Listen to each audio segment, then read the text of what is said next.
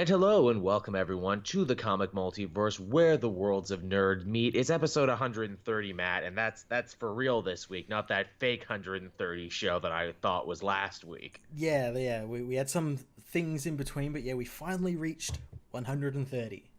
Yeah, achievement unlocked. What do we win, Matt? What do we win? A couple of coins. Yay, but we can turn those in, right, for a mustache comb or a BB gun. At 200 episodes, we get a BB gun, right? No, that's the thing. Like, they've given us enough coins where we can buy one thing, but then we have to. If you want the more expensive thing, you got to buy the upgraded one. Right, of course. The $1,000 V-Bucks one. The pre-order edition. Man, I'm glad you mentioned that. I went to the mall today and I went into the local EB, which is basically your local Funko and Fortnite emporium now, because that's the way the game industry is going. That's how the EBs are here. That's how they are now, which as much as I hate seeing, games that I can get on Amazon and eBay for like, $20 more, I do like the idea that I can buy my nerdy clothing and everything there. But the thing I saw there today that I thought you would truly appreciate, because we were talking about BB guns, they had a big giant adult-sized Nerf blaster shaped like Phasma's rifle from Star Wars. Oh, that's cool. And I'm like, they're not even like hiding the fact that this isn't for kids. This is an adult toy. This is like a man-sized toy. And I'm like, what would I do with it? I would just be like menacing the mailman when they come to drop them. Hey, put it on the ground. Put it on the ground, Rebel Skull. Yeah, I it would be a problem if I had one. They'd have to take it away from me. Yeah. They had that, and they had like a bunch of Overwatch weapons. You could have like tracers, dual pistols, or you could have like Reapers, sawed-off shotguns. And I'm like, man, it's amazing to see how popular this stuff has become. It is. It's become very popular. The other thing that blew me away, and I was almost in disbelief of this, I saw they had a bunch of Kingdom Hearts posters up. I'm like, why they got a bunch of Kingdom Hearts stuff up? And I'm like, oh fuck, the third game is supposed to be coming out soon, isn't it? Yeah, like in a couple of weeks.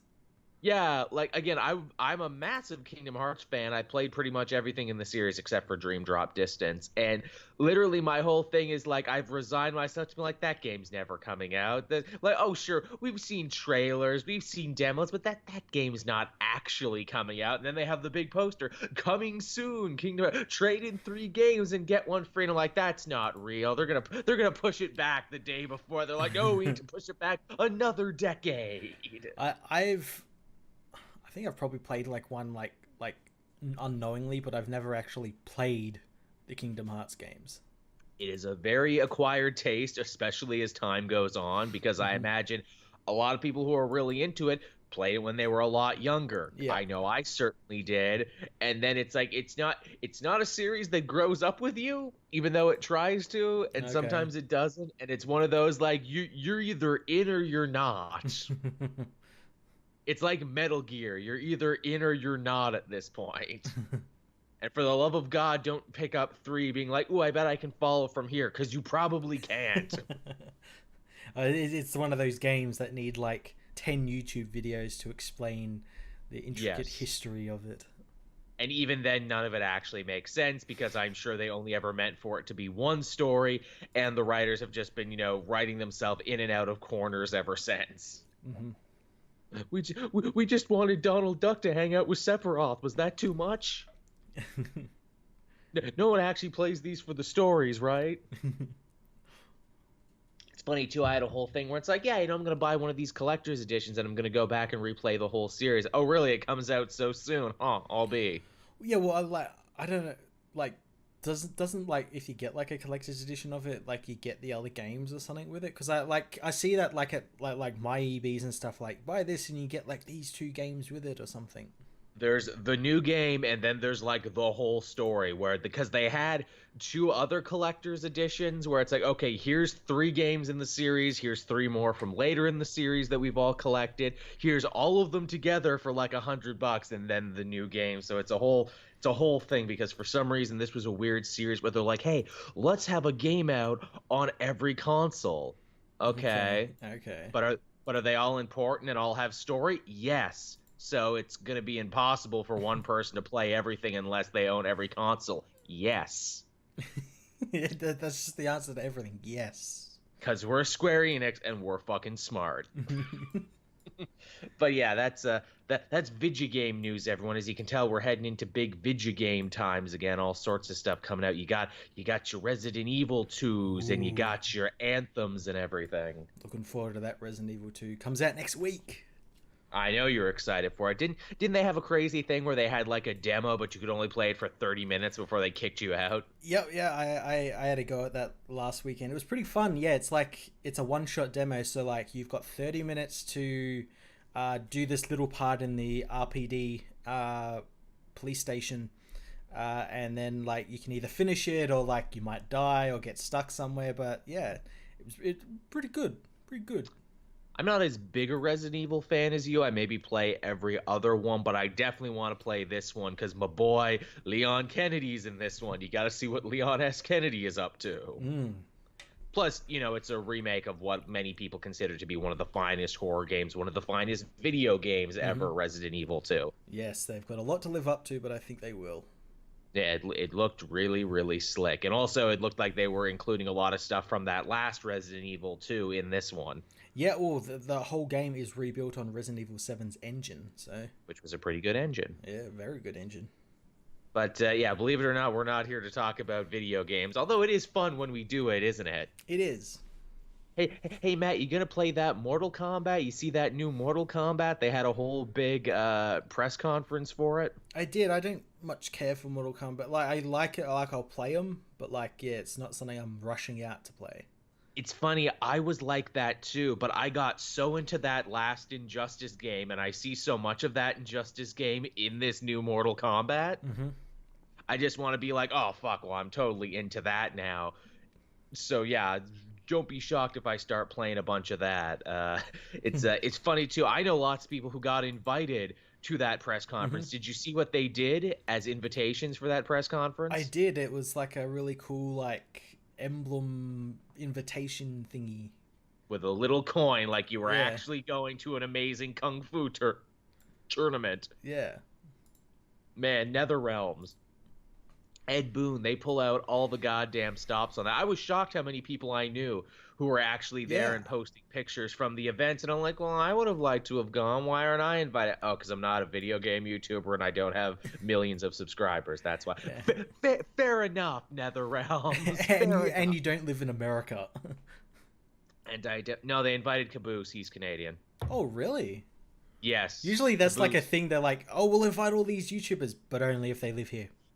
Well, here it's like they probably weren't paying their tickets or anything, but yeah, normally Canadians don't get invited, or Australians either, because it's like, ooh, that's a double, triple plane ticket there. But no, I think Caboose is actually fairly notable in that in that hemisphere of gaming, because he did all the Injustice content and then kept going with Mortal Kombat content. So I guess he knows people who knows people. I guess so, yeah. Which, again, it's like, you were inviting Canadians, damn it. I see it. I saw you do it. Can I play? I want to play. I like there's a gear system now. I can dress Scorpion however I want. I'm going to dress him stupid. Also, what is it? They recast the voice of Sonya Blade there. Ronda Rousey, that UFC woman turned wrestler woman, is now voicing Sonya Blade. Oh, that's a good like career trajectory. Movie star that kind of failed.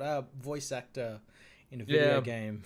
Professional wrestler. She's doing a little bit of everything. Of course, people were super quick with the jokes. There were two tweets I quite enjoyed. One of them said, oh, if I beat Sonya Blade twice in story mode, does that mean she leaves the Mortal Kombat game and goes to Smash Brothers or something? It goes over to Soul Calibur or something. Yeah, get it? Because in UFC she got beaten twice and then left the entire sport to go do wrestling and acting and everything else.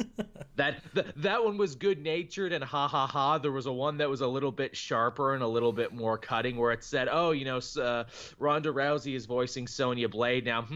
Does Sonya Blade now think Outworld invading Earthrealm was a false flag operation? Because Ronda Rousey quite famously retweeted some Alex Jonesian conspiracy theory shit about school shooting. So it's like, is she one of those? Oh, no.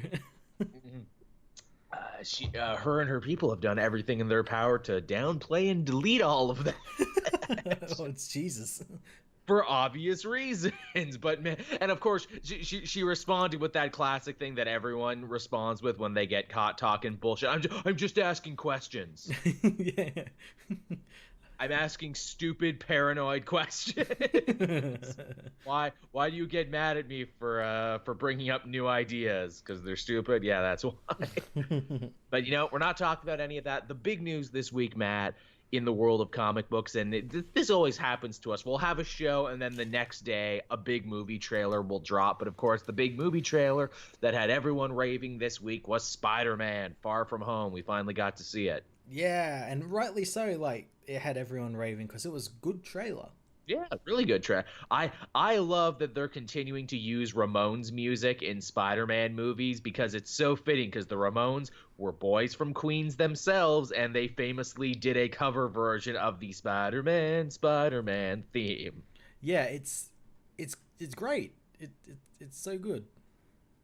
We get a lot of interesting story turns in this one. It looks like Spider-Man is actually touring around to like Elks clubs and stuff, like doing like motivational speeches as Spider-Man, with the help of Aunt May, who obviously now knows that Peter is Spider-Man. Yeah, and is seemingly okay with it. Which is, it would be very interesting to see like their story maybe from Endgame to this, or like whether it's explained in this or something.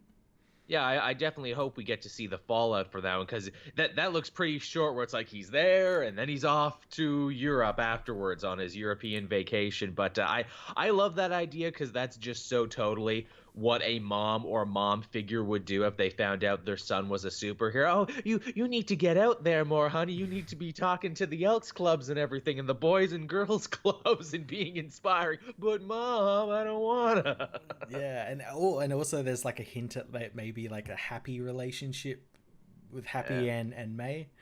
That's adorable. I'm totally fine with that. If she's gonna date anyone, she might as well date the guy whose real life counterparts kicked off this whole Marvel Avengers thing. Yeah.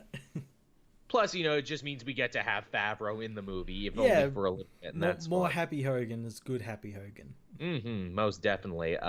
We're doing the whole European vacation thing, which I think is very fitting, considering that Homecoming was so John Hughes 80s teen flick, where it's like, well, what's the next evolution for your teenage 80s flick? Oh, well, you send them to Europe on vacation, of course. Yeah, that's like the sequel to all these John Hughes sort of thing. Oh, they'll send them this like American Werewolf in London, or National Lampoon's European Vacation, stuff like that. Which makes me think, well, what's the third one? What do you have to do for the third one? Is it going to be Spider-Man Home Alone? Is it going to be him hanging out in Avengers Tower, having to defend it from the Sinister Six with a bunch of improvised web traps? I would very much like that movie to happen. If we're doing the John Hughes thing, that's where we need to go next. Spider-Man Home Alone. But yes, they're hanging out in Europe, and Nick Fury actually looks like he's going to be a big part of this movie. That's cool. Yeah, he decides he needs to meet Spider-Man. Which honestly opens up my mind to a ton of possibilities, because you think Europe, you think Nick Fury, you think Spider-Man, and you're like, oh, are we going to find out that the Parkers were actually agents of S.H.I.E.L.D. in this universe like they were in the comics, and that's why they're not in Peter's life? And does Fury know? Because he knows everything. Would be very interesting. It definitely opens those possibilities. I just hope that they play it like that and don't play it like they did in fucking Amazing Spider-Man, where it's like they're scientists, but they're like work for a secret organization or something. Yeah. Like, I'm fine with Peter finding out. I'm fine with that kind of being a secret that him and Fury share, but don't make it the backbone of the whole story, and also don't make it be like, oh, they were working on something amazing. Yeah. Don't do that whole like Peter was meant to become Spider-Man because of spider blood or some shit. Radioactive spider. I don't think they're so dumb as to repeat that, but I think they do now. Hey, fans, this is a thing in the comics that that actually happened. Yeah. Actually, here was my theory. I'm thinking, if we're gonna do the Spider-Man family thing, I wonder if they're gonna take a page from Wade's family business storyline. That's the one where he introduces, oh, Peter might have had a sister he didn't know about that his parents, sired while they were on a mission. Wouldn't that be some crazy shit to put in here? Where it's like, oh yeah, your parents were Shield agents, they died, and oh yeah, you might actually have a sister you don't know about. That'd be pretty amazing. I don't know whether they would do that, because that's like quite heavy stuff to bring into like a sequel. That's something you do a little bit later down the line, maybe. It is, but I could also see them being like, look, let's do some stuff that they never did in all the other Spider-Man movies, because I feel that's a battle they're endlessly fighting. Okay, how do we not just repeat what Raimi did and what Webb did? Well, they're like starting to not repeat it by having Mysterio as the villain? Question mark. I mean, the theory is out there, and I mean, I think it's pretty obvious if you've ever seen a movie like this, where it's like, oh, Mysterio is creating all of these situations via illusions so he can be a big hero. Yeah. But to what end? Is he just feeding his ego, or is he after something? Yeah, well, I've heard like he's actually working for Shield, like, or like with Shield, and I guessing like he wants to become a hero or something, or like, but he can't, so he like fakes it, kind of does. Right, like, maybe. Yeah. Maybe like Ghost from Ant-Man, where it's like, oh, he's a rogue Shield agent. Now it's like, okay, well, that makes sense how he has access to all the technology. It would be a little much in this day and age to be like, oh yeah, he's a rogue special effects wizard from Hollywood who went nuts. Yeah, I'd like that though. Like if that was like part of his history though, like he recruited him from the movies. Yeah, like he was in like a Shield like organization, like part of the organization that like pulled illusions on stuff. Like they were the ones that they were like the fixers or something that like, what he could. Yeah. You know what he could be? It's like, oh yeah, he worked for the like signal corps of Shield. He was part of our propaganda arm, creating fake news and everything with his amazing illusion powers. He was a real wizard with it. He could make anything look real. But he got a swelled ego. Also, hey, yeah, we see Jake Gyllenhaal's face, but when he's in a fight, he gets the fishbowl up. So there you go. You get a little bow. I'm surprised. I'm not really surprised they did the fishbowl, but I'm surprised they actually made it not look like kind of crappy. Like, yeah, because in the car, it's like literally like a fishbowl. It's literally like glass, where it's like, how are you not breaking that all the time when Spider-Man punches you? Yeah. But in here, it looks really cool. We also get a series of elemental creatures where it's like, oh, is that them doing like Hydro Man, Molten Man, and Sandman?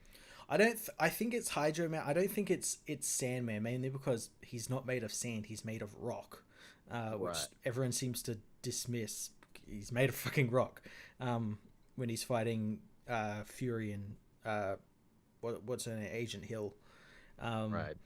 But yeah, I think they're doing Hydro Man, because isn't there like just before he shows up, there's like people have pointed this out, there's like a reference to like the comic Hydro Man appears in. There's like Morris Bench, yeah, there's like a lettering or something that references like, oh, Amazing Spider-Man issue 200 or something. Right, there's a boat in the background that says ASM and then a number, and then that was like the first appearance of Hydro Man. Yeah. Which, I don't know if they're actually... It would be funny if they did like a bit of a twist within a twist, where it's like, look, obviously if you see the trailer, if you've ever seen a movie, it's safe to assume that, Quentin Beck is pulling a con here. But wouldn't it be something if they did a twist within a twist to be like, no, one of those elemental guys was actually real? Yeah, like he made one that was real and it like got out of hand or something. Yeah, that would be sad. Because you figure, too, where it's like, obviously, if you have Mysterio in your story, things are not as they appear, and there's got to be a twist within this twist. Yeah. Which I wonder what that could be. Again, maybe it relates to Peter's parents in some way or form. Actually, hey, in that family business story that my mind keeps going back to, that one was all about like Kingpin trying to steal Nazi gold. So if they're in Europe, wouldn't that be something that Mysterio's after? Like, I gotta get that Nazi gold. Yeah, or I don't think it'd be Nazi. I think it'd be like a Hydra catch or something. Hydra gold. There you go. Yeah, the Hydra agents hid a bunch of gold here during the war. Yeah. That'd be really cool. I would be totally fine with that. And again, fits too with, the theming for Spider-Man's villains. Vulture didn't want to take over the world. He just wanted to steal stuff. And it looks like Mysterio doesn't want to take over the world either. No, yeah, it just looks like he wants like a stage to be a hero on, and like be something someone like likes or something, looks up to or something. Yeah, wants to feed his ego, which again, I like that. I like that none of Spider-Man's villains so far are let's take over the world type villains. And really, they're not. No, they really are. Like in recent years, they've kind of had to be. They've had to turn it up to 11 to where it's like, well, Spider-Man's been an Avenger and he's fought Thanos and all this other stuff. He can't just be having villains who want to rob banks. But I like that they kind of scaled it back for the movies, and because then it would have just been like every other Marvel movie. Gotta defeat the villain before he blows up the world or takes over the country or something. And again, too, if you do your job right with Spider-Man, he has decades worth of material. You can keep doing these and you can keep ratcheting it up a little every time. I mean, like, shit, we haven't even seen the Green Goblin yet. We haven't even seen his most famous adversary. No. And, and maybe when Norman comes, he'll be a different type of villain. Yeah, well, like, as people pointed out in that trailer, something that's happening with the Avengers Tower. Like, there's major construction going on in it. Did someone buy it? Maybe someone with a 4 in their name. Did it go into foreclosure? I reckon like it'll either be them or Oscorp. But I think like what they've done is, I think Feige's done is like, we'll say it's been sold, but we won't. We'll leave it open. We'll leave it open as to who it was. But the thing is, they only mention it's been sold and all that in the Spider-Man movies, which makes me think it's Oscorp. What do you think of the theory too that's floating around there that Tony is actually dead and that's why we don't see him in the trailer? Well, I don't think he'd be involved in this very much. I think I don't think he would be involved as much as the first movie. Right. Because I think he was in those trailers in the first movie to sell the film, because it's Iron Man. Hey. But now that Spider-Man is popular, they don't need him. Right. To be they don't need him as much. Yeah. What were some other interesting theories I heard about that one? The Tony might be dead theory was one. Yeah, I think that's it. I think that was all the theories. Oh, people were pissing and moaning there. It's like, what does Spider-Man not want to put on his costume? Well, okay, for one, Spider-Man No More is probably one of the most famous images from all of Spider-Man comics. And two, he just came back from the dead, assumedly. As people have pointed out, this isn't the first time Spider-Man has decided to, like, not be Spider-Man for a little bit or, like, stop being Spider-Man. He's done it in literally everything. Even that new video game. Yep. He wanted to do that. But, yeah, so it's not as though it's something new that these movies are doing. No. It's baked into his character. Also, too, I wasn't mad at this. This one kind of made me laugh a little bit, where people are like, this Spider-Man trailer completely spoils the next Avengers movie. Clearly, everyone will be fine. And I'm like, oh, you movie-going superhero fans, to be young and naive like you and think superheroes stay dead and status quos don't change all the time. I remember when I was like you once reading comics. I mean, Christ, as comic book readers, they'll just spoil shit out of the blue all the time in other books. Oh yeah. That's just fucking funny. But hey, that's not all the Spider-Man news, Matt. We're getting another Spider-Man book, because apparently Amazing Spider-Man, Friendly Neighborhood Spider-Man, Superior Octopus, Miles Morales Spider-Man, that other clone Spider-Man book, that wasn't enough. We need a sixth one. Oh, God damn it. This is a new mini-series from Peter David called Symbiote Spider-Man, which is a terrible name. Awful name. awful name, but I mean, hey, it says what it is on the tin, and it's going to be like a 5-issue mini-series that explores a bunch of time that Spider-Man lost while being the Symbiote Spider-Man. So, this is a continuation of, was it in the annual, or was it in a Spider-Geddon book? I think it was in the Chip Zdarsky book. They did a whole annual where it's like, what was he doing in the symbiote? Yeah, they like kind of breezed over it, where it's like the symbiote wanted to help, and to do so, it was like when Peter was sleeping, it was like taking control of his body and going out and like acting like Batman. that seems to be the direction they're going here. And also it's Peter David. So how is the year 2099 involved with this, Peter? I know you always put that in wherever you can. Yeah. Well, that'll be when it's set, and for no reason. Will the Maestro show up at all, Peter David? We know you like him. This is fine. This is fine. I'm sure it will be good. David is a good writer. People like the symbiote Spider-Man. It's very iconic. But I am in no rush to read it. I am at a dangerous level of too much Spider-Man. Oh yeah. I'm reading like 3, and I'm like, this is way too much. Yeah, that's dangerous levels of Spider-Man. I'm already at dangerous levels of X-Men. I just had to stop with X-Men because there was too much, too fast, and I'm like, there's too much. No, yeah. I'll come back. I'll come back later. This is too much. I don't want to hate X-Men again, but goddamn, too much of a good thing. Yeah. And I can tell it's coming from a positive place. I know Akira Yoshida, or as his friends call him, CB Cebulski, really likes X-Men, and that's one of his favorite things. He wants to see that return to prominence in the company. Just doing too much. Maybe have one really good book that's a must-read before you start spreading it out. Yeah. Take it slow. Just do a bit slow. Just let it trickle out. Don't just break the dam. Trickle down X-Men-onomics is what Matt is saying. It works, guys. It works. Trickle down X-Men. It really is. He's becoming like the Oprah of X-Men. And you get an X-Men book. And you get an X-Men book. Everyone look under your chair. It's X-Men and a whole new miniseries, and just say, it's too much. You can't go from 0 to 30. The X-Men was jogging in place forever. You just can't turn around and be like, and here's more. Yeah. And also, too, another one of my problems, and this actually I think feeds in quite nicely to the next story here, is that, so, the X-Men series, they're back, they're doing good, but they're also really leaning a lot on nostalgia. Mm-hmm. Where it's like, we're new and different, but we're not that new and different, because even when we were running in place, we were really kind of, relying on nostalgia, and no more nostalgic than I think this story right here. Rob No Feet Liefeld has returned to the world of X-Men comics, the man who helped give us New Mutants, and he's developed a brand new X-Men character for us. Yeah, and it's such an original name. Like, he must have spent months. Oh yeah. You so many sleepless nights away from his family, I'm sure, just toiling away. What's the perfect X creation for me? Well, he has a name, and it's Major X. And he actually looks a lot like Cyclops from, a couple years ago. Yeah, that first image, whew.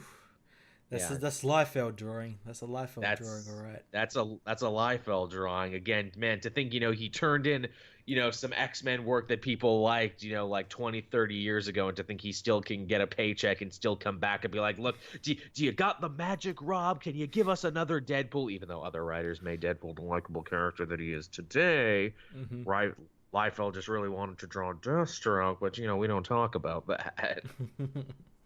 So we all eagerly await Major X to be the next big character that everyone will love. That will just disappear like Weapon H before him. Oh, yeah. See, I've already forgotten Weapon H, and he's supposed to have a whole 3-part miniseries to finish him off. I think the writer forgot about him as well. Greg Pak. Yeah, he's not in anything else. No. Although Greg Pak will be writing that 3-issue series, so, he remembered just in time. He remembered enough for 3 issues. You remembered enough for 3 issues. Now, moving on from there, we got some DC news. Their April solicitations actually got leaked this week. Ooh. So some pretty big stuff that they haven't even announced yet is out there in the world and out in the wild. Ooh. First off, we're going to be getting a brand new Deathstroke Teen Titans crossover series. Again, I know, it's like, well, wasn't Judas Contract not that long ago? And, haven't you totally changed creative teams since then? The answer is A, yes, B, shut up, and C, it's called Deathstroke Teen Titans, The Terminus Agenda. Ooh, so edgy. Sounds very important, doesn't it? I'm not reading Teen Titans now. I do not like what Adam Glass has been doing to it. I really don't care. I don't want to see what the edgy Titans are doing against Deathstroke. The Deathstroke book under Christopher Priest, I actually really loved and really enjoyed and really highly recommended, but I just got bored with it after a bit. I feel like Christopher Priest was out of ideas. Like his run was supposed to be half as long as it was, and even he's surprised he's still on it. Yeah, I remember. Like, I never even finished. Like because I hopped on just before that Batman vs Deathstroke thing, and like that Batman vs Deathstroke series, like that just like went on. I'm like, this was meant to finish like 2 issues ago, and it shows. That Batman Deathstroke thing kind of killed my enthusiasm for the series because it came out of nowhere, had no connective tissue to anything else he was talking about, and even then when it came back and it's like, ooh, Deathstroke and Arkham Asylum, isn't this cool and interesting? And I'm like, not really. Weren't we trying to like solve the mystery of who killed Jericho's fiance, and like maybe that was Deathstroke, but maybe it wasn't, and also aliens got involved at some point too. Yeah. It's just like, all right, this was fun, but now I'm done. Time to move on. Yeah. And also too, to mention the last time we had a Teen Titans Deathstroke crossover in the Judas Contract, Judas Contract wasn't that good or that rememberable. I'm literally struggling to recall what that one was even about. Yeah, was that the one with the Speed Force? Or Yes. yeah, he got the Speed Force and wanted to do something with it. Yeah, Go he back in wanted to, like, time or something. yeah, he wanted to save his son's life from dying at the hands of the Titans, because if he did, he would be happy, I guess, or something. Yeah. And the term Judas Contract only comes up once and wasn't actually important to anything. Apparently, Priest wanted to call it something else, but they made him call it Judas Contract, even though it didn't mean anything except for being a reference to what is it, the other Judas story that everyone loves. Yeah. So that was the thing. Which again, what does Terminus agenda mean? Who fucking knows? Also, too, that was the story that when Christopher Priest was asked to write the Teen Titans, he clearly had no idea what had been going on with that team because Damian acted like a dick and heart-punched Wally and gave him a murmur for no reason. Yeah, yeah. And when asked about it, Christopher Priest is like, I didn't read those books. It shows. What do you want? Yeah, I didn't read those books. What do you want from me? And I'm like, well, at least he's honest about it. I'm sure most writers don't, but at least he came out and said it. At least you didn't make it. I'm like, oh, yeah, I totally read those. But no, that was supposed to happen. No, I didn't read that. I'll try and read better next time, I guess. But yeah, that's Deathstroke Teen Titans. If you're excited for it, that's fine. That's cool. I feel like they're honestly throwing this together because of the Titans show. Yeah, it feels like that. Which gets even weirder because, hey, as we also found out with the April solicitations, the book Titans that they have at DC that's called Titans, yeah, that's canceled. Which, that kind of surprises me because I like, when I was reviewing, I had to like stop because I just had so many stuff. Everyone really liked it because it was kind of like the original team, like it had familiar characters that people had read before in Teen Titans, and I heard mixed things. It was all right. Like, there were some arcs that were like, can we get over with? But they're like, the first couple of arcs were really good. Really enjoyed it. And then, yeah, it's just, I don't know why, like, people, I guess it just died off. Well, again, it feels like the new regime at DC, it felt like they had gotten their hands into it, where it's like, Nightwing needs to be a dick now because we're going to make him lose his memory soon. So we need to make people forget that they like him. And Miss Martian is going to be here too, but she also needs to be weird and abrasive. Yeah, it's very strange. And are we going to keep doing the nostalgia trip thing that Jurgens was doing before previously? No, we're going to stop that now. So are we going to hear any more about Wally and the Speed Force and maybe their connection to Dr. Manhattan? Also, no. Yeah. We're not going to do any of those things now. No. But yeah, Titans was canceled, which is weird because you think they'd keep it around just for the name cachet. Yeah, I guess maybe they're worried like, oh, people will watch Titans and then come and read the book and realize that it's completely different. Or they'll just quickly reboot it and resurrect it and make it closer to the show. Yeah, they'll probably be doing that. But yeah, Titans is dead, and Damage is also canceled in April. Which surprised me because I actually already thought Damage was canceled. That's like the last was it Age of Heroes book? New Age of Heroes or something? There's 2 Age of Heroes books left standing now. One is the Terrifics, which I think is the one that will outlive all of them, because I mean, really, it's the one that never needed to be part of a new line because it's all made of DC heroes anyway that people wanted to see, so none of that matters. So, I mean, I would not be shocked if that one stuck around. And the other one was Silencer, which was the one I actually thought was the strongest of all the New Age of Heroes books I read. So, good on Silencer for sticking in there. I think she'll stick around because she was on Arrow recently, so... There you go, and she's got the TV connection. So there you go, of like the 6 to 10 books they had, the cream rose to the top, and maybe Silencer will stick around. And none of I remember when they first announced, they're going to cross over with all these different books, and they're like, they haven't been in anything. No, like I think like Damage's whole thing was like recently in his book, he was like interred at the Hall of Justice, and it's like, well, he's not in anything else. He's not in the Justice League book or anything. DC was embarrassed of that New Age of Heroes thing almost instantly. Yeah, like the book hadn't even come out yet, and they're like, we're going to distance ourselves from these.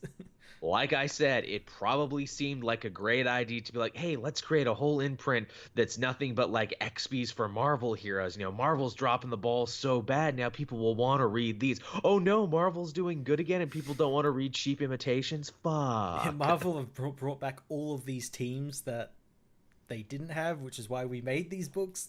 Fuck. Mm-hmm.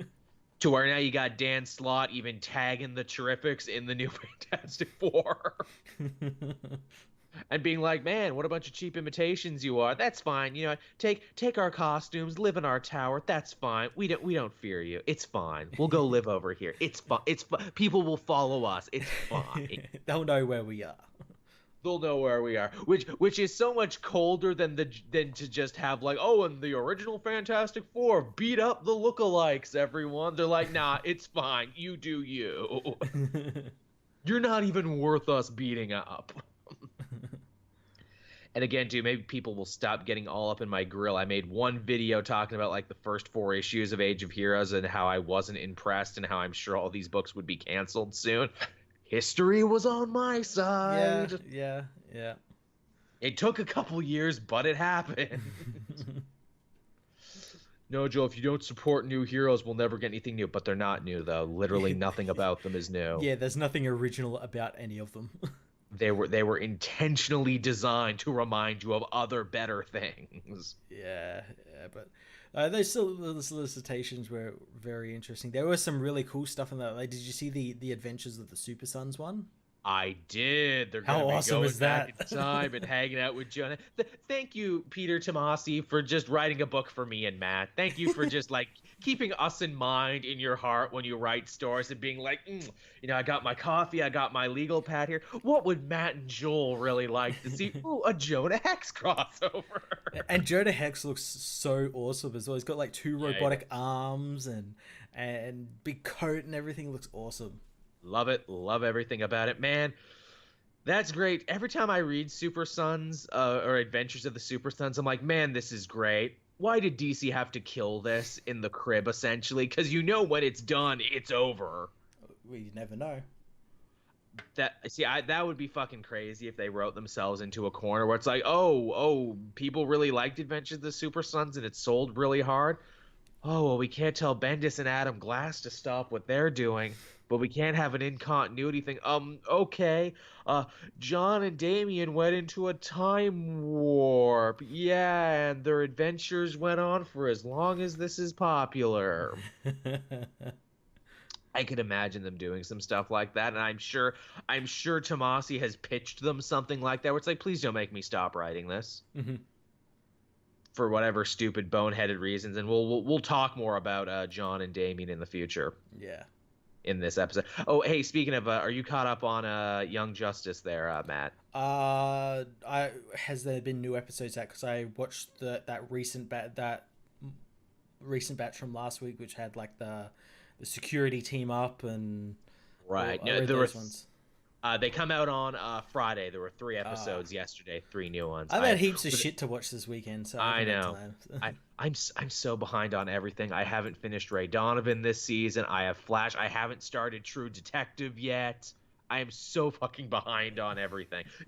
Punisher came out this week, and I just had no interest. But I'll probably watch it at some point. But I'm like, I'm behind on everything else, and no one seems to care about Punisher, so I'm not rushing into it. No, everyone knows it's canceled, so. Like, man, the feel was totally different on Twitter. Like, usually when there was a new, like, Netflix series for the Marvel, it's like, oh, everyone woke up early and they're comparing notes. Like, whoa, can you believe episode 4? Oh, I finished. I watched all day and smell like a foot. No one was talking when Punisher came out. No, which is a shame because I'm like halfway through the season and it's fucking awesome. Is it? Even with Jigsaw that doesn't look like Jigsaw or act very much like Jigsaw. That's the one thing I don't really like, because like whenever I see Billy on screen, I'm like, oh, here we go. But like when you see Frank get to work, like there's a great scene in like a gym with Russians that's just like the action is brutal, and like episode 3 is basically Assault on Precinct 13. Nice. And Bernthal, I'm sure, is as good as he's ever been. Yeah, he's always covered in blood and barking. The role like of the amount of blood that Frank just like gets on him from like whether it's his or someone else's, he's always ends a fight just covered in blood. That man needs to get a hep test right away.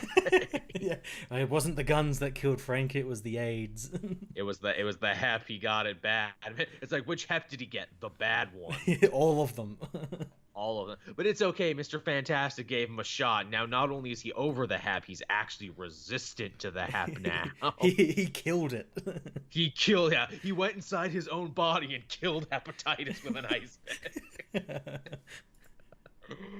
But yeah, so yeah, again, more Titans news here too. There's actually going to be a brand new Raven graphic novel written by Kami Garcia. I don't think I've ever read any of her work, but I like Raven. It feels like DC tries to make Raven into a thing like every year and a half. Well, she just had that recent it actually might still be ongoing, but like, doesn't she Daughter have of like Darkness? Yeah, something like that. And then before that, there was another one. I'm sure of it. Yes, she had another one before that tried to retcon her, and I think Daughter of Darkness tries to retcon her. They're stuck between this eternal push and pull of like new 52 Raven, cartoon Raven, old cartoon Raven, new TV show Raven. We don't know. We just know you like this character. We don't know. It's a strange character to keep doing this to, because like, yes. Do people really like her? Like, I know they like her when she's on the Teen Titans, but like, yeah, on like her own, solo, yeah. Yeah, again, like Cyborg, I like her when she's on a team. I think she's an excellent team filler. I've enjoyed some one shots they've written about her here and there. Plus, I get to read about a pretty goth girl, so I guess DC knows their fan base. Again, who would really like this? It's been about a year and a half. Time to give Joel a new Raven miniseries. Will this contradict the Raven series I read last time? Yeah, probably. Yeah, maybe. Did you like that series? Okay, did that series sell well? That's the other problem with all these Raven miniseries. None of them have been excellent. They've all been okay. Yeah. It feels like they're all trying to crack the same code over and over again. It's like, well, we did this different this time. Yeah. I think the most interesting thing they did with Raven was actually like in Earth 1 when they made her like a Navajo teenager. Oh, that's cool. Yeah, and I'm like, oh yeah, I guess that makes it. So Raven's her actual name then, because she was born in like a family of like Native American mystics and everything, and the Raven is her spirit animal and her totem and everything. I'm like, that's cool. That's interesting. I like that. What else do we have there? So yeah, canceled. Everything is canceled. Everything is done. Comics are canceled. Actually, no. You know what's super not canceled? You know what? There's actually going to be a bunch of... April brings with it War of Realms, and we have got a ton of new, not only tie-ins, but tie-in miniseries announced that are going to be about 3 issues apiece. Yeah. So Thor and Asgardians of the Galaxy are getting a little crossover that tells one story. Obviously, that makes sense. They're the Thor and Asgard-centric books, so of course they're going to be involved. But then you get some more unexpected ones here. It's like, no shit, this is actually getting a crossover into it. Unbeatable Squirrel Girl is getting a crossover. Okay. Apparently, Loki is trying to recruit Unbeatable Squirrel Girl for a mission he has. Okay. I mean, Squirrel Girl technically beats everyone. Maybe the idea is, look, Squirrel Girl, if I just airdrop you into Malekith's forces, you'll defeat him.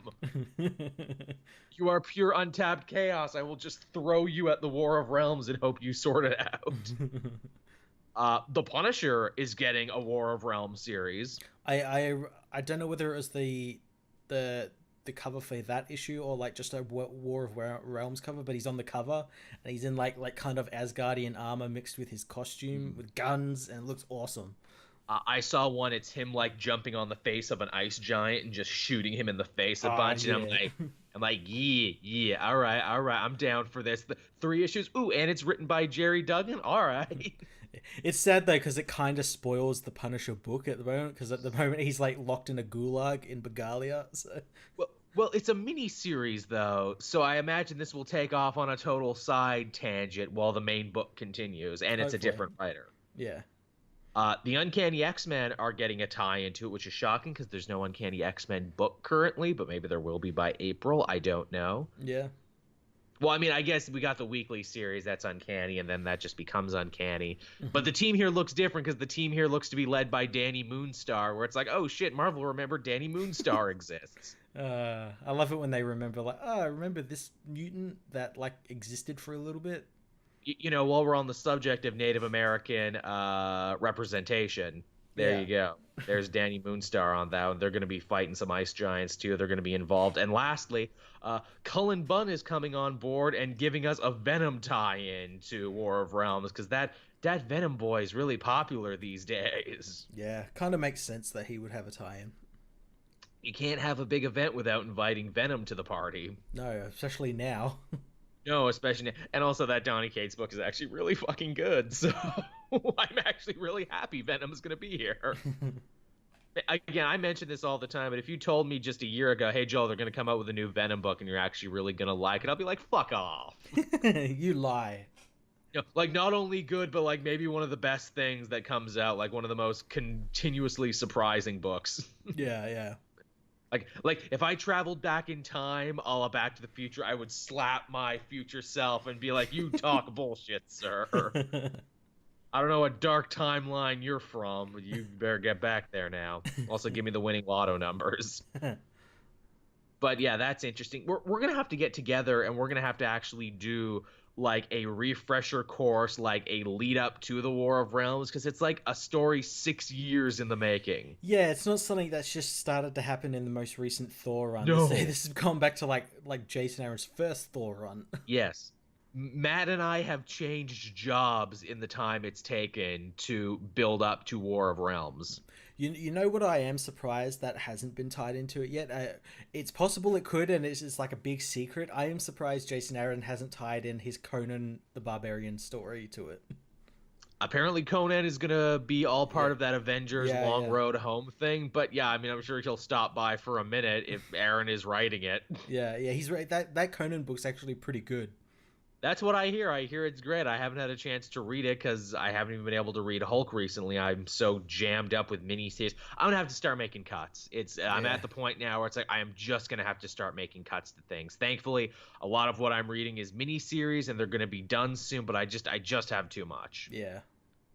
It's getting goddamn ridiculous, Matt. Mm-hmm.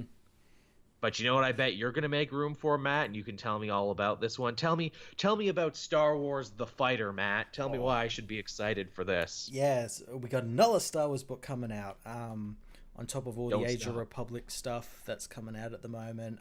It's called Star Wars TIE Fighter, and it's actually technically a tie-in with a book that's coming out called Alphabet Squad. And the comic is actually going to be about a elite wing of TIE fighters, of pilots who I think it's set just after the fall of the Empire. So they're like going around like sort of shoring up interests for the Empire and everything. And imagine it'll tie into that whole Operation Cinder thing they had going with Shattered Empire and Battlefront and everything. So sounds pretty cool. I like it. Yeah, I'm surprised it took them this long to do like a book that, let's set a book like as like based on like X-Wings or TIE fighters, like the pilots and all around that. Like I guess the Poe Dameron one kind of did it, but that was more of an adventure book. It's also like just quintessentially Star Wars when you think of it, like, oh, TIE fighters and dogfights in space. Yeah. So yeah, it's definitely signed me up for that. Oh, did you hear the news? Again, we were talking about video games when we started that EA has scrapped their big open world Star Wars thing. Yeah. Can Disney just like rip that license from their hands? Like they've had the license for like 6 years or something. Too long. And they've only put out 2 console games, and both of them were Battlefront. You're asking when's Disney gonna pull the license? I think the clock has is ticking down if it hasn't already started. They keep canceling it and then like saying, oh, we've got more stuff coming out, and then it turns out to be like a mobile game. Yeah, I think we're at the point now where it's like, EA, you are doing the same irreparable damage to this franchise as you do to all your sports franchises and everything else you hold in your greedy little mitts. Yeah, they could do so much with it if they just weren't greedy. But yeah, I think also as well, like the CEO guy, Andrew Wilson, he doesn't like having to license properties. Like he prefers his own stuff. And because and as well, like the Frostbite engine apparently doesn't work really well in open world, which is why you don't see many open world EA games. No. And they don't want to make a new one or license a new engine, so they're the worst people to give it to. Way to fuck it up, guys. You had the goose that laid the golden eggs. You had the fucking video game rights to Star Wars, and you managed to shit the bed on it on multiple occasions. Yeah, this isn't the first game they've cancelled either. They cancelled a bunch of other ones as well. I know they have. Yeah. Again, it's like we were joking about it. It's like every year at E3 they're like, "Oh, and how's that new Star Wars game coming? Oh, it's coming along. It's coming good. You're gonna see so much of, really, because it feels like you've been saying this for 3 E3s in a row. Oh, you can't rush it. It's coming good." They all sounded like the kid who didn't read the book for the book report and they're just lying their way through it. Yeah, like being very vague with all the details. Oh yeah, we got this artwork here. We got this concept artwork. Isn't that the same concept artwork from last year? Oh, you can't rush these things. What the fuck were they doing? That's what I want to know. Were they literally just sitting twiddling their thumbs the whole time? What were they doing? Probably coming up with how can we monetize this? Because remember they said the single player games are dead, yet literally every game that won at the Game Awards was like a single player game. Even though this has probably been last year was probably one of the best year for single player experiences. Yeah, and this year looks even better. Yeah. But yeah, so that's that news, everyone. What else do we got here going on? This is a quick one here to close us out. This is a story that Matt and I have been following very closely. Hey Matt, you remember them Walmart comics? DC's putting exclusive comics in the Walmarts. I sure do. Even though no one can seem to find them, and the only one I own is one gifted by a fan because apparently they hide them away for some stupid reason. Mm-hmm. Well, apparently they proved to be successful enough that DC's adding 2 more. There's going to be a Wonder Woman one now and a Swamp Thing one now. Cool. I mean, definitely characters that have big backlogs of stories. Yeah. And Wonder Woman's going to be, even more in the public eye because she's got the movie, and apparently Swamp Thing is getting a new show too. So you want to, keep them where people can find them if they can find them. Yeah, lots of people are having trouble finding them. Obviously, here in Australia, we don't actually even get them. No. Every now and then, a local comic shop, they'll have gone overseas for something, and they'll be like, "We went to Walmart and picked up a bunch of comics. Give us $25 for them." I'd be like, "No." Yeah, you eat all the dicks, sir. I saw a really picture that made me really sad that a fan sent me. It was like the rack where they kept them. Buried under a bunch of kitchen supplies, and they were all out of order and backwards, and I'm like, oh, don't treat your comics like that, Walmart. No. That's bad. That makes me sad. Yeah. God, I would love to know the actual numbers on these Walmart comics, because I remember when I first heard about it, I'm like, oh, this is cool. Maybe this is the way to break the chains of diamond distribution and actually get comics in front of the people, the common everyman. Yeah. But apparently they're hard to find. No one seems to be talking about them. I feel like I need to stake out a Walmart next to those comics, wait for someone to pick it up. Like, did you like it? Did you like it? What did you think? Tell me everything. which, I'm sure will do great for sales. Just a random Canadian jumping out from behind stuff. Every time you pick up a comic, like a frickin' leprechaun, you summon me. But yeah, so that was the news for this week, everyone. Yeah. Not a bad selection, considering that we're still in the middle of Fuck You, It's January. Oh, we're well in the middle of it. Where normally nothing of note happens, and seems like everyone is sitting on stuff for, more important months of the year. Mm-hmm. But I guess with that out of the way, we can hop into what we read this week. And I gotta say, Matt, of all the comics I read this week, this has been a pretty strong week. It was a pretty strong week. I probably didn't read as much as you since I had stuff to do, but yeah, it was a pretty damn strong week. Yeah, I guess where should we start? Did you read Invaders by Chip Zdarsky? I did. Wow, I was not expecting this book. I don't know what I was expecting for a modern Invaders book, but this one really shocked me in the direction that it took. It also built very heavily on what we saw in the Defenders mini and also in what's been going on in Avengers. Yeah, it's definitely, I like it when they do that, when obviously they're definitely building up this whole Namor's kind of gone evil and he's threatening the world with his Defenders of the Deep and everything. And yeah, this comic built off that and gave us a kind of Namor story that's set in the past and the present. Yeah, they do a nice little multi-time level thing going on there. We see the return of Jim Hammond, the original Human Torch, who I've always loved and always thought was a cool character with a great costume, and it's sad they never can find anything for him to do outside Invader stories. Yeah, well, I think the last time we actually saw him was that all-new Invaders book by James Robinson. Yep, he was the main character in that. Yeah, and then after that he just disappeared. Fell off the face of the earth, never to be seen again until now. But he's writing a book about the Invaders' adventures. Yeah, I think that's like a really interesting way to frame it. And also for them to say, yeah, he's a robot, but one of the quirks in his programming is that he actually forgets over time. Yeah, he's like a human that way. Yeah, which in a way might make him more human than all of us, because, the fact that we don't remember things 100% and, that emotions can dull over time is probably a big thing to being human. Yeah. We also discover there that Namor wasn't always such a dick. He actually kind of liked humanity. He had a best friend, actually, a dude named Tommy, who they imply in this issue Tommy was to Namor what Bucky was to Steve. Yeah, he was kind of like his sidekick throughout the war, or like up until something happens to him. Yeah, and he was just his sidekick that he'd work with.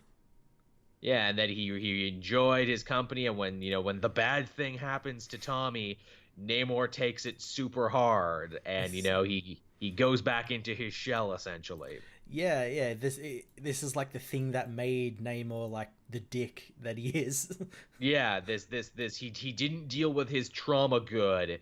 And Captain America even admits when he's talking to Jim, where it's like, I could have been nicer to him back then. I actually wasn't sympathetic like I should have been. Yeah. He admits that he's probably part of the reason why this all happened. Captain America, uncharacteristically, even for him, he admits, kind of told him to suck it up and move on. It's war. Mm-hmm.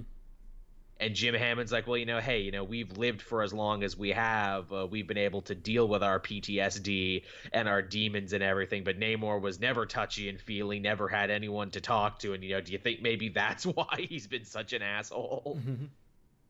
And it's a very interesting theory. And they bring up the fact that he was an amnesiac for a little bit, which they do a nice little twist with that. Mm-hmm. And I think probably one of the coolest things is by the end they go all Mad King Targaryen with Namor, and he's talking to people who aren't there. Yeah, and this is just how I read it. They seem to imply maybe it has something to do with Charles Xavier.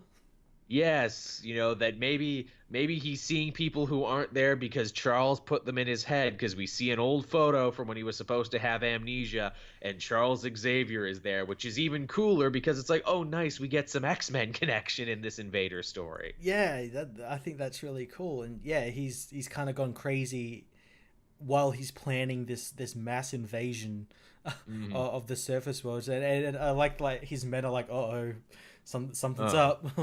This isn't good. Namor, it's also too, Namor is also the first mutant, is what they often call him, even though they've technically retconned it to where he's not the first mutant. But still, I like the idea that Xavier was involved in his life. Yeah, I think that's pretty cool. There's also a name tag bit they do at the very end, which is super clever. There is, yeah. To where I'm like, oh shit, that's a good twist. I'm trying to be vague about it because if you haven't read it, you should read it, and it's really surprising. Now what else did we have this week? We had the Batman Who Laughs. Yeah. Man, it's nice to enjoy Batman stories again, isn't it? It is. We had two really cool ones this week. Yeah, we did. This one again, we still don't know whether this is set in the current, like, is this set in like the Prime DC universe or not? Or yeah, it's kind of like we don't know. Do you like it? If it is, it is. If not, then it's not. But we get to see Batman trying to deal with being doused with all the Joker poison, so he basically has to fill himself with anti-drugs just so he can function. Yeah, he's got like this rig that's like that constantly injects him with I guess like the stuff that'll prevent him from turning into the Joker.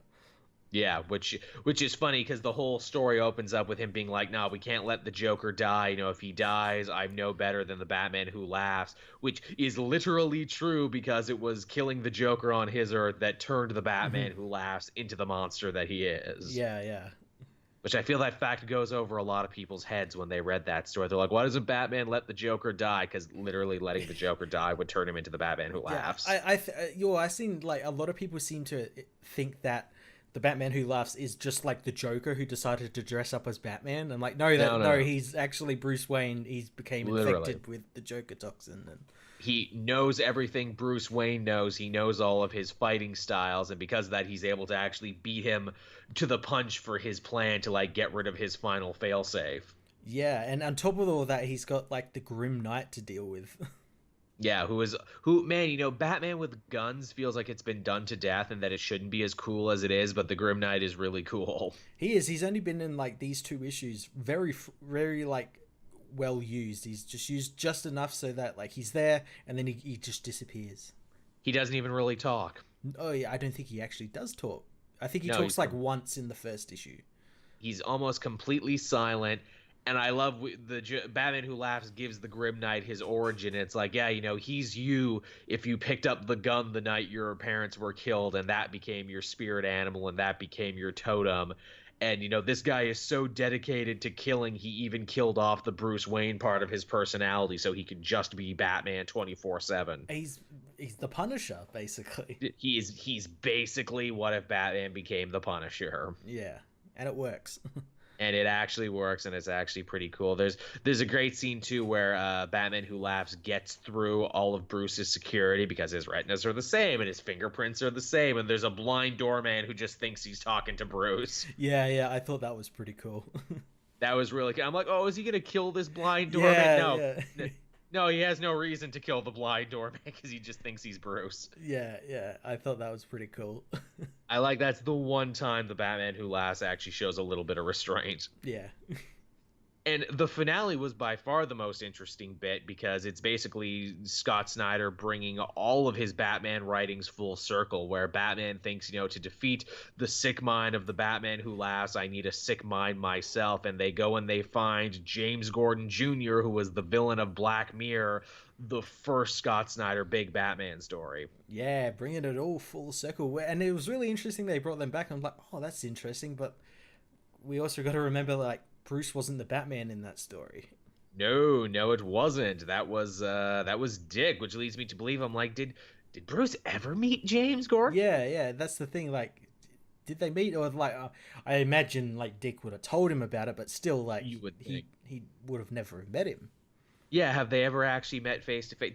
Did they meet in Eternal? I was actually having this conversation with someone else because they said, James Gordon Jr. was never used again after Black Mirror. And I'm like, no, he was used several times to very poor effect in the New 52. Yeah. Again, they could have probably met. We'll probably get an explanation next issue. Or maybe we won't, because he was a villain in Batgirl, which was pretty solid, but that was also around the time that they fired Gail Simone off that book. but then brought her right back. He was the tech guy in Suicide Squad for like 3 issues. Yeah. And then he was in Batman and Robin Eternal for a little bit. Or no, he was in regular Batman Eternal. Okay. But he was only a one-off foe. Mm-hmm. Which, of course, begs the question, how is he not in jail right now? Should he not be in jail for all the murders? I guess it's good he isn't. And also, does he have 2 eyes or 1 eye? Because last time we saw him, he had lost an eye. Yeah, well, the way it's drawn, the way Jock draws it, it looks like he's got like a fake eye. Or yeah, he's got like a milky eye. Yeah. Which I guess that makes sense, where it's like, dude, walking around with an eye patch makes you pretty conspicuous. Just saying. We can't all be Nick Fury. No, we can't.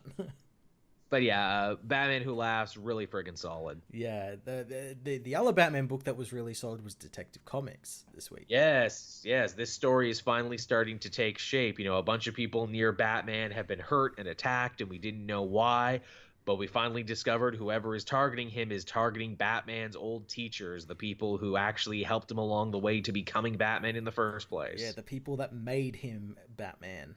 So obviously his surrogate mother, his surrogate father. Yeah, targeted Alfred, Leslie Tompkins, and this issue they go after Henry Ducard. Yes, the man who taught him spycraft, which is also a hell of a reference for Peter Tomasi, because the Ducard family was heavily involved in his first arc of Batman and Robin. In fact, they even reference all of that in here. Yeah, they reference Damien killing his son. Morgan. And the disdain that Henry feels against him, but like he can't really do anything to like fix that. He can't like kill Batman or anything. No, because he's kind of like he's not set up for it. He's just like living in the Paris catacombs. Yep. I like Ducard, your son killed my son and then also befriended my daughter. That's another thing that happened. Yeah. Remember my daughter? I have a daughter? What? She's nobody also? Why does no one tell me these things? Sacre bleu. Gotta get out of these catacombs sometime.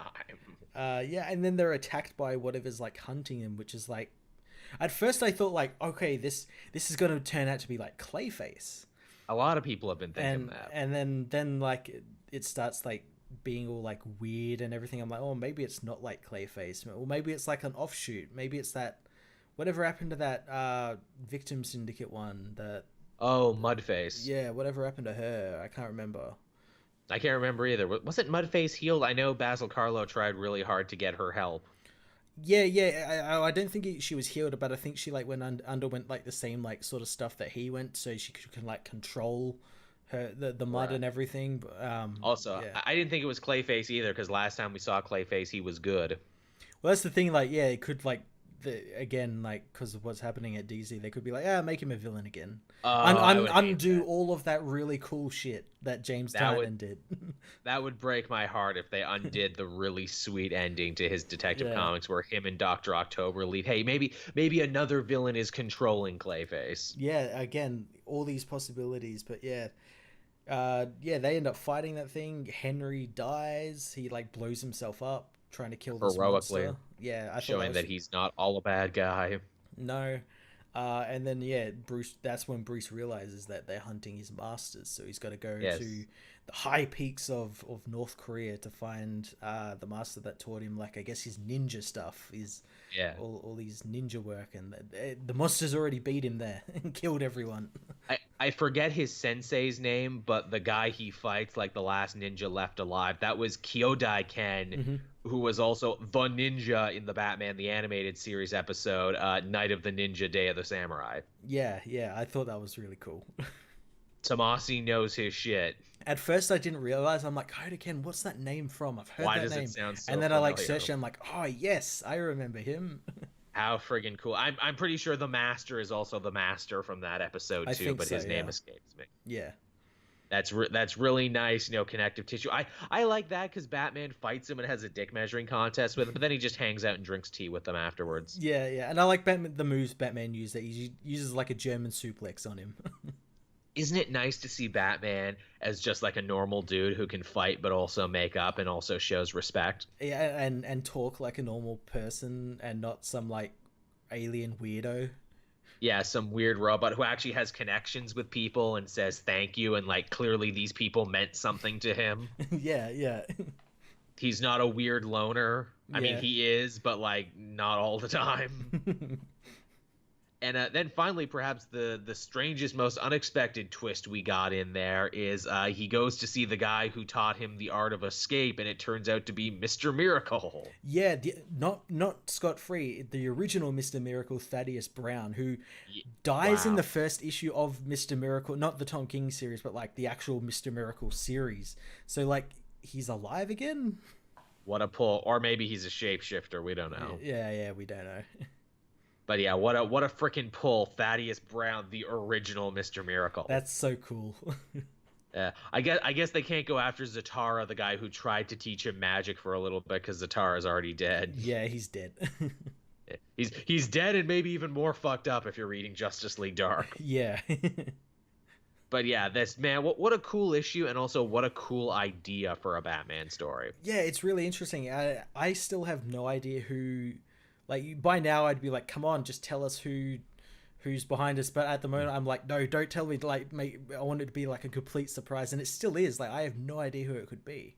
The mystery is so good. Apparently, whoever it is on the cover of Batman or Detective Comics 998, because that's the one image that's like, what is it, blurred out on the DC website. Yeah, people keep saying, oh, it's going to be Arkham Knight. And I'm like, no, Arkham Knight's the story that takes place after issue 1000, so it can't be His him. issue with it. If it was Arkham Knight, I'd be pretty disappointed. Like, Yeah. I'm fine with Arkham Knight, but make that its own story. Yeah, I have no idea who it could be, but I'm excited to find out, and I hope it's worth it. I think it will be. They've done a great job shooting down everyone you would think, where it's like, oh, is it what is it? Is it friggin' Ra's al Ghul? No, not his style. Yeah, that's what I keep going like, oh, is it going to be Ra's al Ghul? And then like I saw like Ducard this issue, I'm like, it's going to be him. It has to be him because like he hasn't come back in a while and all that. And then I think, oh, maybe it's Thaddeus Brown, and yeah, I don't know who it could be.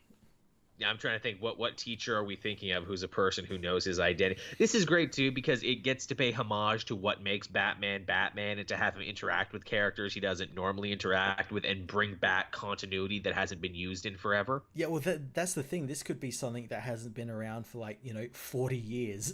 So, True. Yeah. Like before we even started reading comics, or like an issue that like everyone's really forgotten.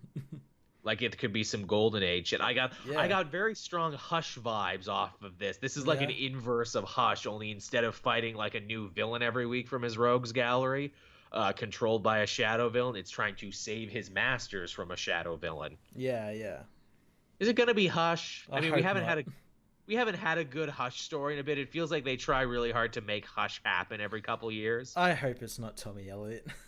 It's like Hush is only really good in Hush and Heart of Hush, the sequel story. Yeah, he's not good at anything else. No, and whenever he is, it's always, again, to borrow a wrestling term, it's always a cheat pop. It's like, hey, it's me, Hush. Remember me from the story Hush? Yes, we remember you from the story Hush. You were good in that story. Yeah. I'm trying to think, maybe it's someone Tomasi wrote before. And again, I'm trying to think of like what he did in his Batman and Robin run, who he could possibly have reused. Yeah. I don't know, He's already played the Ducard Nobody card. Maybe it's Morgan. Maybe it's his son back to life. That would be something. Yeah, fucking with Batman over what happened to him. Yeah, I could see that. But the thing is, like, if it was, like, wouldn't he be fucking with Damian? Because Damian's the one who killed him. Who technically killed him, yeah. There might be magic involved, too, because, like, issue 999, it's Batman duking it out with Etrigan the Demon. Ooh. So I guess they do go after a magic teacher, but with no Zatara, I guess they go right to Jason Blood. I guess so, yeah. How the hell do you kill Jason Blood? That's my thing. You can't. Which in fairness, they didn't kill the Ninja Master either, because he was just that good. They fucked him up and they killed all of his guys, but he still lived. Yeah, they did enough just to get Batman's attention. Right, which that's the thing too, where it's like, no, we weren't really doing this. This was all just to prod at you and get your attention. Yeah. But yeah, Detective Comics was also really good. 2 really great Batman books this week. Yeah, it's a shame that's not going to happen next week. It is what it is. What else did you have? Because I had a book this week that I actually gave a 10 out of 10. Oh, really? What did you give 10 out of 10? Amazing Spider-Man number 13. I haven't read. I'm behind by one issue on that. Man, I think you're really going to enjoy this one. Nick Spencer builds this to such a satisfying conclusion. Not even really for Spider-Man, but more for Jonah, because, the villain is revealed, who's been fucking with Spider-Man and Jonah, and it's a person you wouldn't expect, and it's a person whose life was so negatively impacted by Jonah and his work, both as a journalist and as a man. He basically has no choice but to reevaluate everything he's ever done, and he apologizes to Spider-Man, and he does all of this stuff you wouldn't expect, and it's such an amazing moment of growth for Jonah as a character. Is the villain Robbie? No, actually, that would be crazy, but no, it's not Robbie. Okay. Don't tell me. I want to read I'm it. not. It's someone it's like, it might have been the first thing to cross your mind, but the way they do it and the reason why is what makes it very interesting. And I think this story is super profound and super topical in an era where we talk about fake news more and more.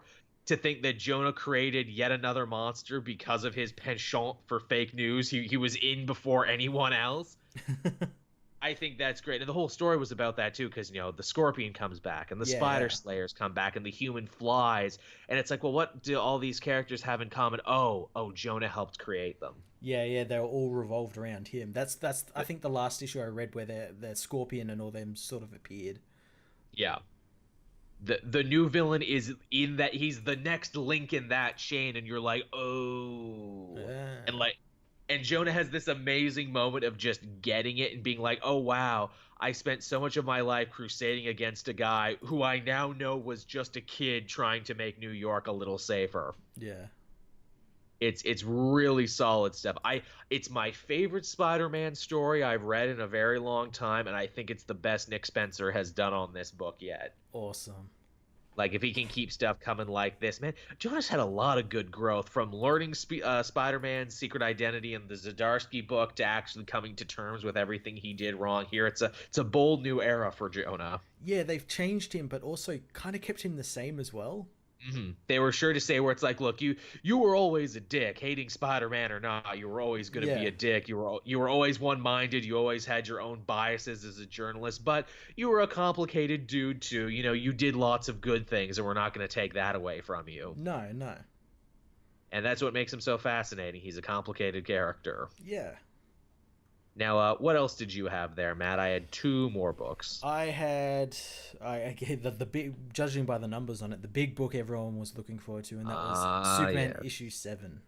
Oh, yes, the big, long-awaited return of Jonathan Kent, but he's not the same, is he? I just read this before we started.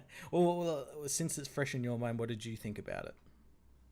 I didn't hate it until the final page, where I just slapped my head and I'm like, no, really? I didn't like it or hate it. I'm middle, but I didn't like it for the reasons that 99% of my comments hated it for. Right. I hated it because everyone in it was written like a fucking weirdo. Yep. It was just so fucking weird. Like, the dialogue was so fucking weird. Yeah, like, no one talked. Like, it felt like he was writing the Man of Steel miniseries again. Like, he'd completely forgotten that he'd written all the issues before leading up to this, and then like reverted back to that really weird like inflection he has on these characters. Everyone's motivations are all wrong and all over the place, where it's like, son, I'm so happy you're back. I missed you so much. Oh, well, Dad, it was 7 years for me. What? How could that happen? We got to go see. Then, John asks, oh, well, what about Mom? Did she make it back to Earth okay? And I'm like, oh, you're only asking that now. To be followed up by the fact that Superman's like, oh, yeah, your mom and I are fine. We're not living together anymore, but we still meet up for booty calls sometime because she said you don't need her anymore. Even though you were a little boy when she left, even though she said when she first got back, oh yeah, as soon as he hit space, he grew up super quick. Well, see, that's the thing. Like, in the Man of Steel series, it's pointed out that Lois goes along for the story, like, to look after her son, but she's going out because she'll be able to get a story that no one else can actually get. Mm-hmm. And then in this this issue, that's like thrown away, and she leaves just because she's scared. She's overwhelmed with how Superman is seen in the universe, even though she would know how Superman is treated in the larger galaxy. And B, her son's like, he could look after himself. No mention of like the story or anything at all. No, Bendis forgot that. It's been too long now. Which again, Bendis probably wrote that 6 months ago. Yes. So everything now is just completely different. Yep, completely different. And the big resolution at the end of it is like, but Dad, I need to tell you, I think Grandpa might be crazy. No, really? The guy who was working for Dr. Manhattan, the guy who killed a bunch of people, the guy who tried to blow up Metropolis with a fucking death cult? Really? I really hope in the next issue, like the first words out of like Superman's mouth is like, "Oh no, shit, son! I tried to warn you against this." Yeah, I tried to warn you, literally nonstop, and yet still wouldn't put my foot down. But no, he might be crazy. Also, Lobo makes a cameo. That was cool. That was fun. That was fun. I'm glad they didn't fight, because it's like, well, last time we saw Lobo, he was like helping out with the Justice League, and he was on Batman's backup Justice League. He's basically a good guy now. Yeah, and that's what he was. He took John down a couple of pegs, which was nice. He busted his balls, but it's like, yeah, Lobo should bust people's balls. Yeah, but I liked like seeing John like get out and like help those people and everything. Like that's something like he would do and everything. The weird thing is that the people that were infatuated, like that made Lois like kind of question being out there, they weren't so much with like John. Like they didn't even notice this kid wandering around with the exact same symbol, powers and all that sort of stuff. Lois. Again, in classic Bendis fashion, he doesn't actually care about writing John, so he made this story all about Lois and how it affects her. Same with like Jor-El, like he wears the House of El symbol. Why isn't he regarded as royalty? They kind of explain it away. It's like, oh, she's married to Superman. It's like, how does anyone know that? Yeah, how do they know? You're like, yes. Does everyone outside of Earth know who Superman is, his secret identity, and everyone on Earth is just clueless? That begs a million questions. You're right. Where it's like, do they all know? Well, how do they all know? Does Superman just go around and be like, time to go back to my wife Lois on the planet Earth where we live? Do you want to see a picture of my wife Lois? he's totally that guy. Every alien he says, oh, hey, look at my son's baby pictures. Okay, Superman, thank you for saving us, but like, can I go now? I feel like you're holding me hostage here because you saved my planet from a sun eater. But yeah, it's weird. It's just weird. It's really weird. We get kind of like a half reason as to why John is now 17 years old. It involves like black holes and him going to the. I understood that because like time works differently with space, where it's like the light years and everything. But yeah, it still doesn't. It's like half explains it. It happened because of black holes and wibbly wobbly timey wimey, and not at all because Bendis couldn't be asked to write a young Superboy. Yeah, and as I said in my review, we're gonna find out why he's this age. You just need to read the rest of the story when it comes out. And of course, everyone in the comic section is like, no, I don't want to be patient. I want to know now so I can hate Bendis more.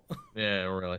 Have you seen this shit that's kicked up? Maybe we talked about this before, but now that a version of Connor Kent Superboy is back in Young Justice, I'm seeing a bunch of people talk mad shit about John now for the first time ever. Yeah, they've completely switched. Yeah. These people that were like lauding John's like, yes, we have a Superboy. He's so good. And then kind of comes back, they like drop that suit. It's like Woody and Buzz. Buzz Lightyear comes back and Woody gets dropped into the pile. And again, it's like guys who are for it and guys who are against it. It's the same dude who did it. The same guy who quote, who ruined John, also brought back Connor Kent. In fact, you can't tell me Bendis wasn't mindful about that. Where it's like, well, I don't really give a shit about writing this young Superboy. Everybody seems to like him, but I'm Brian Michael Bendis, and I don't give people what they want anymore. So I'm gonna age him up, basically make him a brand new character. But that might make people mad, though. I can't make it look like I'm doing it on purpose. Ooh, I'll bring Connor Kent back over here. Oh, what was that? Tynan and Tomasi were writing a bigger story about him being deleted. Well, I'm gonna forget about all of that, and I want to bring back Connor Kent here, so that way half the fan base will love me and half will hate me, and I'll meet him someplace in the middle. Yeah, you get those people that are like, oh my god, Bendis is amazing for bringing this character back. Then they get onto the elevator and they're like, fuck Bendis for doing this to John. Yeah. And again, comic writers do it all the time. I think my buddy Sal said it's the Joe Quesada school of writing, where it's like you can't please everyone, so you might as well go 50-50 on it. Heck, can even say Nick Spencer did that, where it's like, well, some people are still mad at me for some stupid reason over my Captain America and aren't in love with me writing Spider-Man, so I'll bring the marriage and relationship back. Yeah, I'll make a compromise. Do it half and half. I'll do it half and half, and then they're like, "Ooh, Spencer, you." I'm mad, but I'm happy. But oh, you rascally wabbit, you. Yeah, no. Rascally writer. This issue was like, but I'm just happy that it's doing the numbers it's doing on my channel. I'm happy. I was gonna rush out to do that one, but I was almost just like, I don't want to know. Like, honestly, at this point, I don't fucking want to I knew it was gonna be like, I know he's not going to explain it in the first part of this next part of the saga, so he's going to explain it like a little bit down the line, and I told everyone that, and no one fucking listened to me. Like, here's the thing. If my Young Justice videos weren't doing great numbers, I probably would have rushed it out just to be shameless. But I'm like, nope, Young Justice from last week got 40K, so I'm all right. Oh, damn. That's good. I know. And to think I was this close to not doing Young Justice videos, because I'm like, man, my last TV reviews didn't do good. The audience wasn't really there. That's exactly why I said, no, I'm not going to do it this time. No one fucking cares, but apparently they fucking do. Apparently they care about this one. I'm even getting full of my britches too, because it's like, ooh, it goes on a hiatus after next week to like maybe summertime again. Ooh, maybe I can use this Friday slot to experiment with more animation. That Broly movie came out. I should talk about that. I should talk about all this other stuff. I'm like, it's gonna happen. I'm gonna do one video on an animated thing that's not Young Justice. It's gonna get like 500 views, and I'm like, well, that was fun. Now it's done. Yeah, that's exactly what the minute you decide to do something different than what's the thing that's drawing, everyone's like, nah, don't care. Nope, we're done, Joel. Do something different. Do more Young Justice. I can't. There's no new. Do Young Justice. Dance, monkey, dance. Yeah, I can only dance so much. My knees hurt. But yeah, so I read one more book this week. What about you? What was that book that you read? Return of Wolverine. Okay, I haven't read that one yet, and I'm not like racing to get to it. No, it's a thing, man. This series was so good when it started, and boy, has it run out of steam super hard. Oh yeah, there's only 5 issues. I know. There's like one more left. It's literally it's Wolverine at the mercy of the villain, who's like, now let me explain to you my plan and my powers, but not really. Also, again, I have this real problem with Charles Soule. I love him to death, but man, we must be alike, because I can smell his twists from a mile away. Like with Daredevil, it was like, oh, he's in a coma. This is all a dream. None of this is actually happening. And with Wolverine, it's like, oh, he escaped a test facility and is hanging out with that woman. Oh, this is the real test, though. This is the test within a test that he didn't even know about. And it turns out to be a test within a test that he didn't even know about. And again, that's not bad, but it's like, I figured it out, though. Yeah. I'm not going to have as much fun when I figured it out, though. Yeah. And I haven't read it yet, but I think I know what the twist is. Yeah, it also calls into question where it's like, well, wait, is Wolverine back because he broke out of a tube of some kind, or is he only back because that's kind of Persephone's power to control life and death? Yeah, it's not made clear, and you think it would be like straight away. And then there's a spaceship at the end. Apparently the final issue is going to take place in space. God damn it. I know. Yeah, what is happening? This is Charles Soule. This guy writes so well. What is going on? This shit just went off the rails. It really went off the rails quickly. Yeah. And again, it breaks down into more. It's like this is just too much X-Men. You've put too much X-Men on my plate. I like a little X-Men, but this is too much. Yeah. I can only handle so much X-Men and so much Wolverine. But yeah, that was my comics for the week. Cool. The last comic I read was Hawkman issue 8.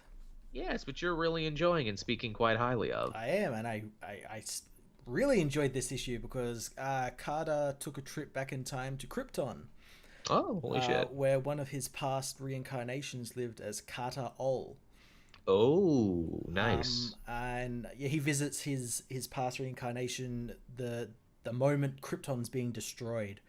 And he's there because he's looking for a weapon to kill these Deathbringers, the big like hawk god things that are like going across the universe, and they've set their sights on Earth. And he thinks there's a weapon on Krypton, or his past self has information of where the weapon could be, so he goes and asks him, and they end up talking, and we find out that he actually has a connection to Kara, as he was Kara's mentor in this past life and everything. And he learns like about the history of Krypton, and some really cool like big splash pages of like here's Zod and Brainiac and that everything you know. And because this is Brian Hitch, we've got Ral from that JLA series, and I did that thing. Remember that thing I did? Yeah, that no one cared about. Even I didn't care about it, and that was fucking Superman lore. I know. Yeah, remember how it started in one era of DC and ended in another era of DC because I take forever to write and draw? And he learns like the weapon, like he can't get the weapon because it's obviously on Krypton. It got destroyed. And yeah, he learns where he needs to go next, but it might be too late because the Deathbringers arrive at Earth. Oops. And they're looking to destroy Earth. We still don't actually as well know who the Deathbringers are. Like, we know they're like some type of like hawk related Thanagar god thing. I mean, I'm gonna assume they're the polar opposite of the Hawks, who can reincarnate and everything. They're like reincarnation, but the other side, which is just death all the time, not new life, only death. Yeah, it's something similar to that, and like they're tied to Carter himself because he has dreams about them, and they look like they're like these giant like hawk beings that kind of look like robots, but like with hawk wings and everything. And yeah, they're after him because he's the great betrayer and everything. Oh, so we're actually still doing the Dark Knight's metal thing. Kinda, yeah. It's kind of tied into that, as well as like the death of Hawkman stuff that came before it, and it's basically Robert Venditti and Brian Hitch trying to like condense Hawkman's history and be like, okay, everything is canon, but we're gonna make it like make sense. Good luck. That seems to be what every new Hawkman writer tries to do. Now we're gonna try and make that's it what sense. they have made it make sense. Where it's like he's lived every one of these lives that you've seen, like, and we're gonna go back through them all. Yeah, that's cool. Yeah, and I don't even know when this series ends because it just keeps going. It's like oh, here's issue 11's cover, and like, is this a 12-issue mini? Is it an ongoing? It's like, I'm guessing as long as people are interested in it, and people must be interested in it. It goes as long as it remains popular. Yeah. I wonder after they do these Death Hawks thing, I guess they'll have to do Shadow Thief next, because that's the only Hawkman villain people know. Yeah, maybe, or might make some more new ones, or maybe spin it out of like the stuff that's happening in Justice League at the moment. Like he goes back to Thanagar or something. Or... He kind of has to, especially now that we've written all this new shit about Thanagar and that it's actually super fucked up. Yeah. That would be great, because then you could have new original recipe Hawkman duke it out with the shitty Savage Hawkman of the New 52, and you could finally have that fight. Yeah, that'd be pretty cool. I'm all about that fight, actually. That sounds actually very good. That might get me to pick it up if that happens. I will have to actually read that. Because I have such a love-hate with the Savage Hawkman, where it's like, oh, so we're just going to try and make you into a Wolverine in the DC universe now? This is the edgy New 52 Hawkman that everyone will love, because he's edgy. Written and drawn by Rob Liefeld. Yeah, and it shows. It's a total Rob Liefeld design. Can you believe Rob Liefeld continually gets work even into the modern era? You can do anything, people. Again, that's right. If Rob Liefeld can keep getting hired regularly, you can do anything.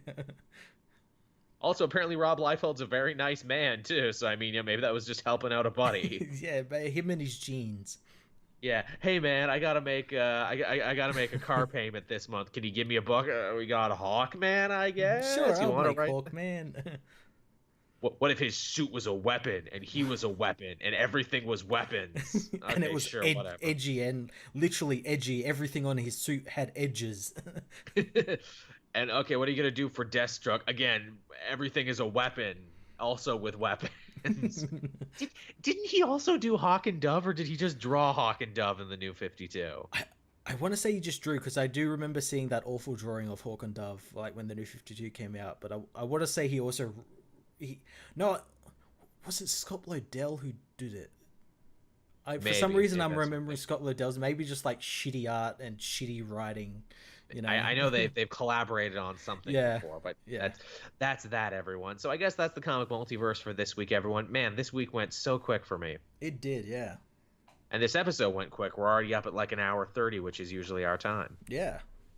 So again, if you liked the episode, be sure to like, favorite, subscribe, smash the bell, I think is what the kids say nowadays. I think that's what you're supposed to do, so YouTube will remind you when we do stuff. Don't smash that like button, smash that bell. Smash the bell, which is not a like, but it's different, but it lets people know and stuff, and YouTube's hard. It's getting even harder now because they're getting rid of like scheduled like posts to like Twitter and Facebook and everything.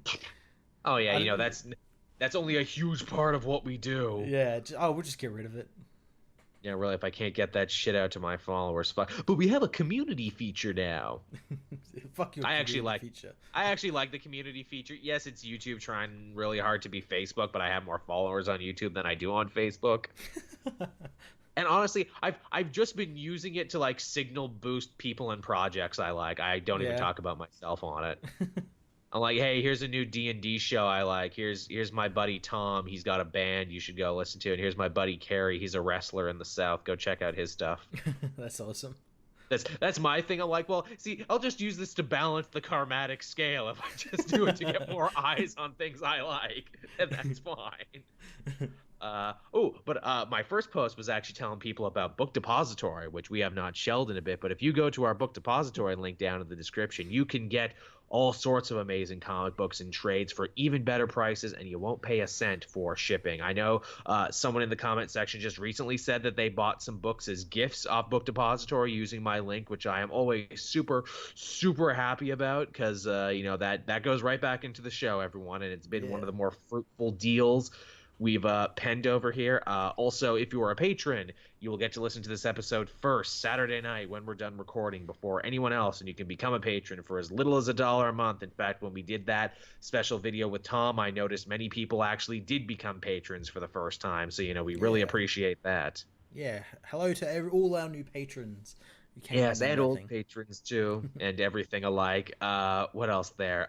Also, the show is up on SoundCloud. I usually try and put that up on Thursday, the day after it airs on YouTube. So if you want to download the show and carry it around with you, you absolutely can. The SoundCloud stuff is ad-free. That's our little gift to you to put it up in that version. What else is there? Oh, it's on iTunes too. It goes from SoundCloud. Yep. iTunes on the same. A lot of people are listening on iTunes, man. For everyone who badgered me for years saying Joel put the show up on iTunes, I'm like, man, it's difficult.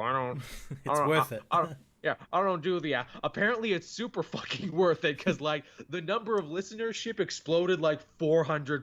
Jeez. So it turns out we have many Apple people. So if you're an Apple person listening, hello. Thank you for listening to this show on your device. We appreciate that one, but.